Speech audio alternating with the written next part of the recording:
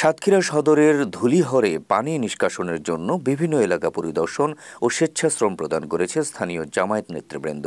শনিবার সকালে সদরের ধুলিহরে সুপারিঘাটা ব্রিজ থেকে গুনাহকর কাটি ব্রিজ পর্যন্ত যেসব জায়গায় মাটি দিয়ে বাঁধ দেওয়া হয়েছে সেসব বাঁধ অপসারণ সহ বিভিন্ন এলাকা পরিদর্শন করা হয়। এ সময় সাতক্ষীরা সদর উপজেলা প্রকল্প বাস্তবায়ন কর্মকর্তা ইয়ারুল ইসলাম, সাতক্ষীরা সদর উপজেলা জামায়াতের সহকারী সেক্রেটারি মাওলানা আব্দুস সবুর, অধ্যাপক মাওলানা মনিরুল ইসলাম বিলালী, মাওলানা ইয়াসিন আলী, মাওলানা ইবাদুল ইসলাম, ডাক্তার ইয়াসিন আলী, ধুলিহর ইউনিয়ন যুব জামায়াতের ইউনিট সভাপতি মাওলানা আব্দুল করিম সহ ধুলিহর ইউনিয়নবাসী উপস্থিত ছিলেন। এ সময় এলাকাবাসী জানান, পানিতে তাদের ঘরবাড়ি, মাছের ঘের সহ নানা স্থাপনা তলিয়ে গেছে।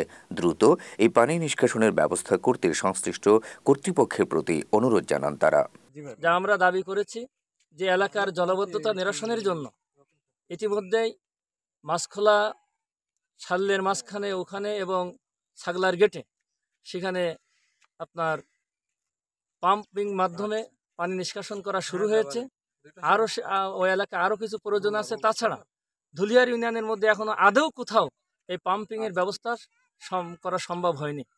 এজন্যে আপনার কাছে আমাদের দৃষ্টি আকর্ষণ হলো এই যে আমাদের বাগডাঙ্গি প্রাইমারি স্কুলের ওখানে, মাছখোলায় সর্দারবাড়ির পিছনে ওখানে এবং সুপারিঘাটায় আমাদের ওখানে পূর্বের থেকেই সংযোগ নেওয়া আছে।